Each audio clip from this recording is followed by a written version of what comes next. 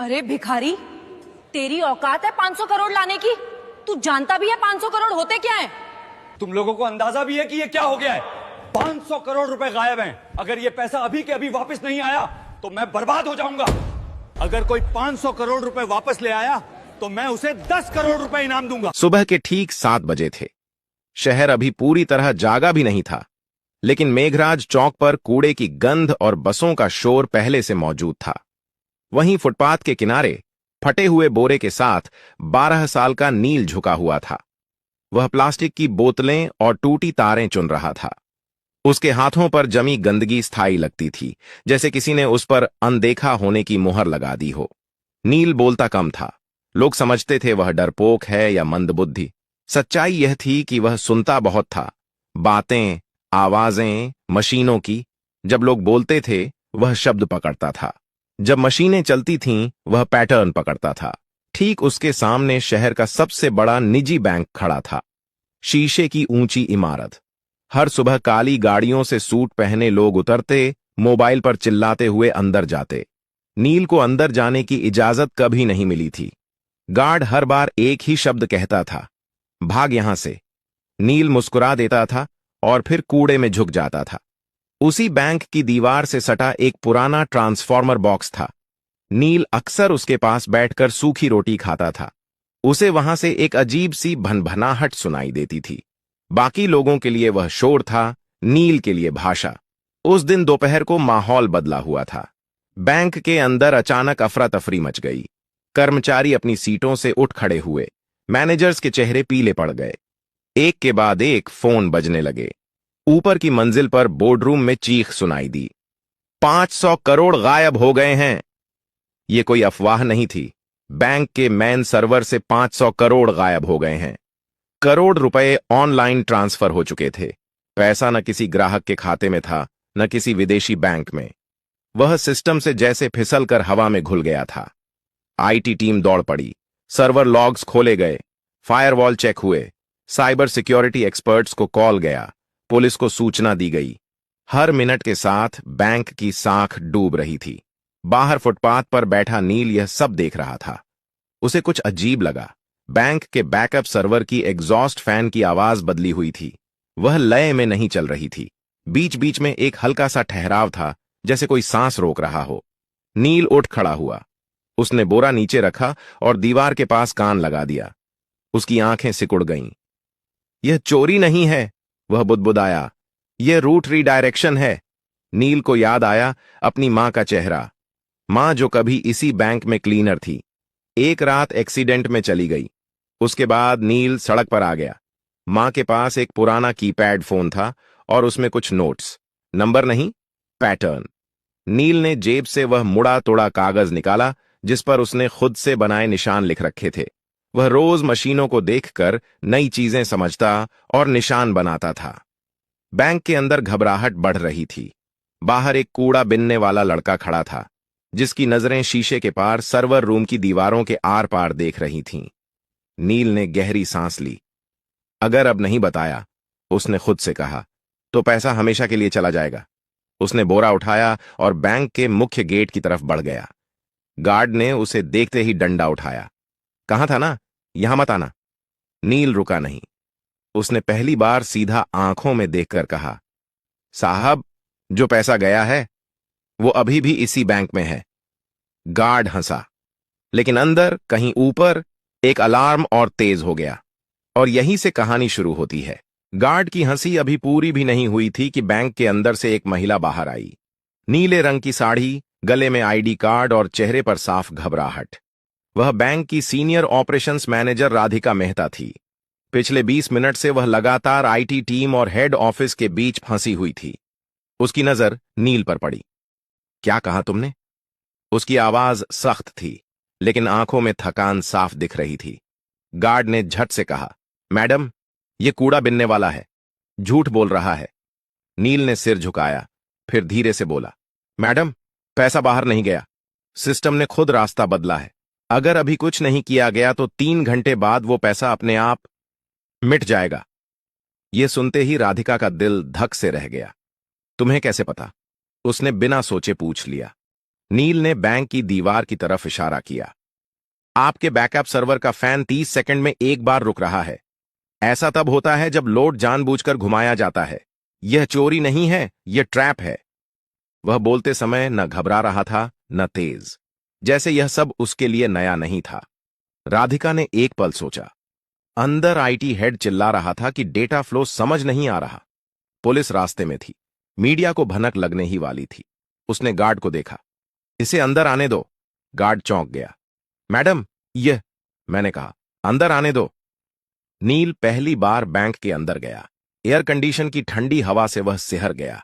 फर्श इतना चमकदार था कि उसमें अपना गंदा चेहरा देखकर उसे झिझक हुई। लोग उसे घूर रहे थे। कोई फुसफुसाया, ये बच्चा क्या करेगा? नील को इससे फर्क नहीं पड़ा। राधिका उसे सीधे आईटी फ्लोर पर ले गई। वहां 5 लोग 5 लैपटॉप और बड़ी स्क्रीन के सामने खड़े थे। स्क्रीन पर लाल रंग की लाइनें और नंबर भाग रहे थे। आईटी हेड ने गुस्से में कहा, मैडम, अभी समय नहीं है, ये मजाक नहीं है। नील ने स्क्रीन की तरफ देखा और तुरंत बोला, आप लोग गलत लॉग देख रहे हैं, असली रास्ता छुपाया गया है। कमरे में सन्नाटा छा गया। यह बच्चा हमें सिखाएगा? किसी ने तंज कसा। नील पास गया। उसने स्क्रीन के कोने में दिख रहे एक छोटे से टाइम स्टैम्प की तरफ इशारा किया।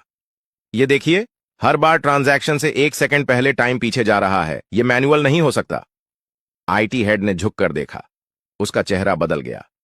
यह तो असंभव है। नील ने पहली बार सिर उठाकर सबको देखा। असंभव नहीं है सर। जिसने यह किया है उसने पैसा चुराया नहीं, उसने बैंक को खुद से लड़ने पर मजबूर कर दिया है। राधिका की आवाज कांप गई। तो पैसा वापस आ सकता है? नील ने हल्की सांस ली। आ सकता है, लेकिन अगर देर हुई तो नहीं। घड़ी की टिक टिक तेज लगने लगी और उसी पल नील ने कहा, मुझे एक कंप्यूटर चाहिए। इंटरनेट नहीं, सिर्फ लोकल एक्सेस। कमरे में कोई बोला नहीं। पहली बार बैंक के सबसे बड़े संकट में सबकी नजरें एक कूड़ा बिनने वाले लड़के पर टिकी थीं। और नील जानता था, अब पीछे हटने का कोई रास्ता नहीं है। कमरे में एक अजीब सा सन्नाटा था। एयर कंडीशनर की ठंडी हवा चल रही थी, लेकिन किसी को ठंड महसूस नहीं हो रही थी। सबकी नजरें नील पर थीं। वह कुर्सी पर बैठा नहीं था, वह खड़ा था, जैसे बैठना उसके लिए फालतू की चीज हो। आईटी हेड ने हिचकिचाते हुए एक सिस्टम उसकी तरफ घुमा दिया। यह लोकल मशीन है, नेटवर्क से कटी हुई। अगर कुछ गलत हुआ तो भी फर्क नहीं पड़ेगा, नील ने बीच में कहा। जो नुकसान होना था वो हो चुका है। उसने कीबोर्ड को ऐसे छुआ जैसे कोई पुराना दोस्त हो। उंगलियां गंदी थीं, लेकिन चलने में झिझक नहीं थी। स्क्रीन पर एक काली विंडो खुली। राधिका ने घड़ी देखी। नील, हमारे पास ज्यादा समय नहीं है। नील ने सिर हिलाया। मुझे पता है। उसने टाइप करना शुरू किया। कोई तेजी नहीं, कोई दिखावा नहीं। हर कमांड सोचकर, जैसे वह पहले ही यह सब कर चुका हो। आईटी टीम स्क्रीन पर उभरते टेक्स्ट को पढ़ने की कोशिश कर रही थी, लेकिन वह उनकी समझ से बाहर था। एक इंजीनियर ने धीरे से कहा, यह तो सिस्टम के अंदर का रास्ता है, यह एक्सेस हमारे पास भी नहीं है। नील बोला नहीं। उसने अगली लाइन डाली। अचानक स्क्रीन पर एक मैप खुला। यह किसी बैंक अकाउंट का नहीं था, यह डेटा के बहाव का नक्शा था। तीर, घुमाव, बंद रास्ते। नील ने एक जगह उंगली रखी। यहीं फंसा है पैसा। लेकिन यहां तो कोई अकाउंट ही नहीं है, आईटी हेड ने कहा। नील ने उसकी तरफ देखा। क्योंकि यह अकाउंट नहीं है, यह एक खाली कमरा है। सिस्टम ने खुद बनाया है। राधिका की आंखें फैल गईं। सिस्टम ने? हां, नील बोला। जब किसी को सिस्टम के दिल तक पहुंचने की कोशिश करते पकड़ लिया जाता है, तो पुराना कोर एक फर्जी रास्ता बना देता है। पैसा उसमें चला जाता है। बाहर से लगता है चोरी हो गई, लेकिन असल में सिस्टम खुद उसे छुपा लेता है। कमरे में किसी ने सांस तक नहीं ली। आईटी हेड ने धीमी आवाज में कहा, लेकिन ऐसा फीचर तो कहीं डॉक्यूमेंटेड नहीं है। नील ने हल्की मुस्कान दी। क्योंकि यह फीचर नहीं है, यह डर है, मशीन का। उसने अगला कमांड डाला। स्क्रीन पर लाल चेतावनी चमकी। वार्निंग, डेटा कोलैप्स इन 17 मिनट्स। राधिका के हाथ कांप गए। इसका मतलब? नील ने कहा, अगर यह कमरा ढह गया तो पैसा किसी का नहीं रहेगा, न चोर का न बैंक का। आईटी टीम में खलबली मच गई। तो जल्दी करो, कोई बोला। नील ने पहली बार गुस्से से सिर उठाया। जल्दी नहीं, सही। उसने अपनी आंखें बंद कीं, कुछ सेकंड के लिए, जैसे दिमाग में कुछ जोड़ रहा हो। उसे याद आया वह पुराना मोबाइल, मां की आवाज, नंबरों के बीच का पैटर्न। चीजें सीधे नहीं चलती, वे घूम कर आती हैं। नील ने टाइप किया। स्क्रीन पर एक नया दरवाजा खुला। आईटी हेड फुसफुसाया। यह तो रिवर्स ट्रैक है, नील बोला। हां, अब पैसा वापस उसी रास्ते से चलेगा जिससे डर आया था। राधिका ने घड़ी देखी। 13 मिनट बाकी थे। नील की उंगलियां फिर चलने लगीं और बाहर बैंक के गेट पर मीडिया की पहली वैन आकर रुक चुकी थी। बाहर कांच के दरवाजों के पार कैमरे चमकने लगे थे। मीडिया को बस एक इशारे का इंतजार था। अंदर आईटी फ्लोर पर तनाव इतना गाढ़ा था कि जैसे हवा भी भारी हो गई हो। राधिका ने धीमी आवाज में कहा, अगर यह गलत दिशा में गया तो सिस्टम हमेशा के लिए लॉक हो सकता है। नील ने स्क्रीन से नजर हटाए बिना जवाब दिया, वह पहले ही लॉक है मैडम, बस फर्क इतना है कि अभी चुप है। उसने एक ग्राफ खोला। नीली और लाल लाइनें एक दूसरे के पीछे दौड़ रही थीं।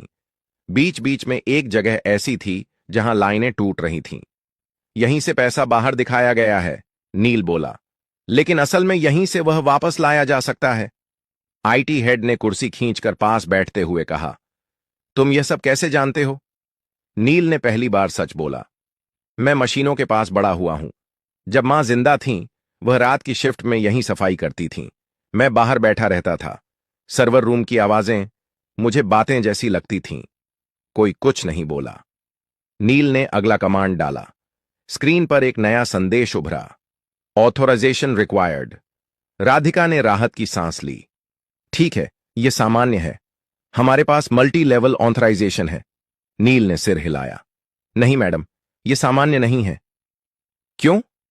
क्योंकि यह ऑथराइजेशन सिस्टम से नहीं आया, यह उस खाली कमरे से आया है जहां पैसा छुपा है। आईटी हेड का चेहरा सख्त हो गया। मतलब सिस्टम खुद तय कर रहा है कि किस पर भरोसा करे? नील ने धीरे से कहा, हां, और उसे आप पर भरोसा नहीं है। कमरे में एक अजीब चुप्पी छा गई। राधिका ने गहरी सांस ली। तो अब क्या होगा? नील ने अपनी जेब से वह मुड़ा तुड़ा कागज निकाला। उस पर टेढ़े मेढ़े निशान बने थे। अब हमें सिस्टम को याद दिलाना होगा कि यह किसके लिए बना था। उसने एक कोड डाला।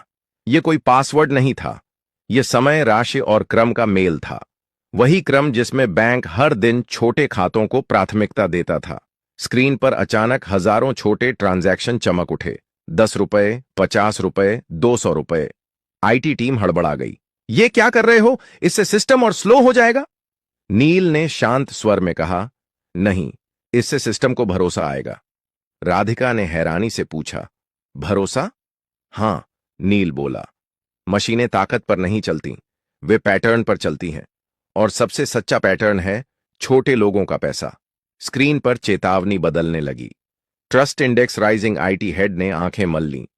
यह मीटर पहले कभी नहीं देखा, नील ने कहा, क्योंकि आपने कभी सिस्टम से पूछा ही नहीं कि उसे क्या चाहिए। घड़ी पर नजर पड़ी। 7 मिनट बाकी थे। नील की उंगलियां अब और तेज चल रही थीं, और उसी वक्त बैंक के मेन सर्वर से एक धीमी सी बीप की आवाज आई, जैसे कोई सोया हुआ दिमाग जाग रहा हो। सभी समझ गए, अब वापसी शुरू हो चुकी थी। बीप की वह आवाज छोटी थी, लेकिन असर बड़ा। आईटी फ्लोर पर खड़े हर इंसान की रीढ़ सीधी हो गई। स्क्रीन पर बिखरे हुए तीर अब एक दिशा में मुड़ने लगे थे, जैसे कोई भटकी हुई नदी अपने पुराने रास्ते को पहचान रही हो। आईटी हेड ने हकलाते हुए कहा, डेटा फ्लो रिवर्स हो रहा है। राधिका की आंखें स्क्रीन से हट ही नहीं रही थीं। मतलब? नील ने बिना रुके जवाब दिया, मतलब पैसा लौट रहा है, लेकिन अभी सफर पूरा नहीं हुआ है। स्क्रीन पर नंबर चलने लगे। 10 करोड़, 25 करोड़, 68 करोड़। कमरे में किसी की सांस नहीं निकल रही थी, लेकिन तभी एक जोर की बीप गूंजी। स्क्रीन लाल हो गई। System conflict detected. IT head उछल पड़ा। ये क्या है अब? नील रुक गया। पहली बार उसकी उंगलियां थमी। जिसने यह किया है उसे अब पता चल गया है। कौन? राधिका ने पूछा। नील ने सिर झुकाया। कोई बाहर का नहीं, अंदर का। कमरे में हलचल मच गई। लोग एक दूसरे की तरफ देखने लगे। स्क्रीन पर एक नया लॉग खुला। एक ही यूजर आईडी, एक ही मशीन, बार बार। आईटी हेड का चेहरा सफेद पड़ गया। ये तो हमारे ही नेटवर्क से है, नील ने धीरे से कहा। चोरी बाहर से नहीं हुई थी, रास्ता अंदर से खोला गया था। घड़ी देखी गई। अब सिर्फ 4 मिनट बचे थे। राधिका ने खुद को संभालते हुए कहा, नील, क्या हम इसे रोक सकते हैं? नील ने जवाब देने से पहले एक गहरी सांस ली। हां, लेकिन इसके लिए मुझे सिस्टम को पूरी तरह बंद करना होगा, 30 सेकंड के लिए। कमरे में हड़कंप मच गया। क्या? यह नामुमकिन है। पूरा बैंक ठप हो जाएगा। नील ने पहली बार सबको सीधे देखा। अगर नहीं किया तो पैसा आधे रास्ते में फंस जाएगा, न आपका रहेगा न चोर का। राधिका ने आंखें बंद की एक पल के लिए, फिर बोली, करो। आईटी हेड ने चौंक कर उसकी तरफ देखा। मैडम, मैं जिम्मेदारी लेती हूं। नील ने आखिरी कमांड तैयार किया। उसकी उंगलियां हल्की कांप रही थीं, लेकिन दिमाग साफ था। उसे मां की आवाज याद आई, डर लगे तो भी सही काम मत छोड़ना। उसने एंटर दबाया। पूरे बैंक की लाइटें एक साथ बुझ गईं। कंप्यूटर, एटीएम, सब कुछ। बाहर मीडिया चिल्ला उठा, बैंक बंद हो गया, पैसा डूब गया। अंदर घुप अंधेरा था। फिर 1 सेकंड बाद, 2 सेकंड बाद, तीसरे सेकंड पर एक हरी लाइट जली, फिर दूसरी, फिर पूरी स्क्रीन। सिस्टम वापस आ चुका था और इस बार पैसे के नंबर एक एक करके सही खाते में लौट रहे थे। 100 करोड़, 250 करोड़, 400 करोड़। आईटी हेड की आंखों से आंसू निकल आए। हो गया। आखिरी नंबर रुका, 500 करोड़। रिकॉन्साइल्ड। कमरे में कोई ताली नहीं बजी, कोई चिल्लाया नहीं। सब बस नील को देख रहे थे। वह कुर्सी से नीचे उतरा, थका हुआ, खामोश। बैंक का पैसा वापस आ चुका था। अब सवाल यह था, यह चोरी किसने की थी और नील सच में कौन था? कमरे में सन्नाटा था, लेकिन यह डर का नहीं था। यह उस पल का सन्नाटा था जब इंसान समझ जाता है कि अब कहानी बदल चुकी है। स्क्रीन पर हरे रंग की लाइनें स्थिर हो चुकी थीं। 500 करोड़ पूरी तरह बैंक के खातों में लौट चुके थे। सिस्टम नॉर्मल दिखा रहा था, लेकिन लोगों के चेहरे अभी भी जमे हुए थे। राधिका ने धीमी आवाज में कहा, नील, तुमने बैंक को बचा लिया। नील ने कोई जवाब नहीं दिया। वह स्क्रीन को देख रहा था, जैसे किसी और चीज की तलाश में हो। आईटी हेड ने राहत की सांस लेते हुए कहा, हमें तुरंत यह पता लगाना होगा कि अंदर से यह किसने किया। नील ने गर्दन हिलाई। सिस्टम खुद बता देगा। कैसे? किसी ने पूछा। नील ने एक आखिरी लॉग खोला। यह आम यूजर लॉग नहीं था। यह वह लेयर थी जहां सिर्फ तब एंट्री होती है जब कोई सिस्टम को धोखा देने की कोशिश करता है। स्क्रीन पर एक नाम उभरा। कोई टेक्निकल कोड नहीं, कोई फर्जी आईडी नहीं, एक साफ नाम, बैंक के डिप्टी टेक्नोलॉजी डायरेक्टर का। कमरे में जैसे हवा निकल गई। आईटी हेड कुर्सी पर बैठ गया। यह मुमकिन नहीं है, नील ने शांत स्वर में कहा। मुमकिन है, क्योंकि उसे सिस्टम की आदतें पता थीं। उसने सोचा, सिस्टम मशीन है। उसे यह नहीं पता था कि मशीन याद भी रखती है। राधिका ने तुरंत फोन उठाया। सिक्योरिटी को ऊपर भेजो, अभी। कुछ ही मिनटों में उस अधिकारी को कमरे में लाया गया। चेहरा पीला, आंखें नीचे। वह कुछ बोल नहीं रहा था। राधिका ने सख्त आवाज में पूछा, आपने यह क्यों किया? वह चुप रहा। नील आगे बढ़ा। क्योंकि आप सोच रहे थे कि पैसा बाहर निकल जाएगा और सिस्टम आपको पहचान नहीं पाएगा। लेकिन आपने एक गलती की। आदमी ने पहली बार सिर उठाया। कौन सी? आपने छोटे खातों को नजरअंदाज किया, नील बोला। आपने सिर्फ बड़े ट्रांजैक्शन देखे। सिस्टम ने आपको वहीं पकड़ लिया। आदमी टूट गया। मुझे कर्ज में डुबो दिया गया था। मुझे रास्ता नहीं दिखा। राधिका ने सिक्योरिटी को इशारा किया। ले जाइए। जब वह बाहर गया तो किसी ने राहत की सांस ली, किसी ने शर्म की। नील अब दरवाजे की तरफ बढ़ने लगा। राधिका ने चौंक कर कहा, रुको, तुम कहां जा रहे हो? नील रुका। मेरा काम हो गया मैडम। काम? उसकी आवाज भर आई। तुम्हें पता है तुमने क्या किया है? बैंक, ग्राहक, पूरा सिस्टम। नील ने धीरे से कहा, मैंने सिर्फ जो गलत था उसे सही किया है। राधिका आगे बढ़ी। तुम्हें इनाम मिलेगा, नौकरी मिलेगी, पढ़ाई, सब कुछ। नील ने पहली बार हल्की मुस्कान दी। अगर आप सच में कुछ देना चाहती हैं तो एक काम कीजिए। क्या? बाहर जो बच्चे कूड़ा बीनते हैं ना, नील बोला, उनके लिए सिस्टम बनाइए, ऐसा सिस्टम जो उन्हें अनदेखा न करे। राधिका कुछ बोल नहीं पाई। नील दरवाजे से बाहर निकल गया। वही फटा बोरा, वही गंदे हाथ, लेकिन अब बैंक की दीवारें उसे देख रही थीं, क्योंकि सिस्टम तो बच गया था। अब इंसानों की बारी थी। बैंक के बाहर शाम ढल चुकी थी, लेकिन भीड़ कम नहीं हुई थी। कैमरे अब भी चमक रहे थे। रिपोर्टर एक दूसरे को धक्का देकर आगे आने की कोशिश कर रहे थे। सबको एक ही खबर चाहिए थी। 500 करोड़ कैसे लौटे? राधिका कांच के दरवाजे के पास आकर रुकी। उसके हाथ में माइक्रोफोन नहीं था, फिर भी आवाज साफ थी। यह बैंक की जीत नहीं है, उसने कहा। यह एक बच्चे की समझ की जीत है। भीड़ में हलचल मच गई। कौन बच्चा? कहां है वो? नाम बताइए। राधिका ने दरवाजे की तरफ देखा। नील जा चुका था। उसके कदम पहले ही फुटपाथ की तरफ मुड़ चुके थे, जहां उसकी दुनिया थी। टूटे डिब्बे, प्लास्टिक की बोतलें और मशीनों की आवाजें। उसे नहीं पता था कि पीछे क्या हो रहा है, लेकिन शहर को पता चल चुका था। कुछ ही घंटों में खबर फैल गई।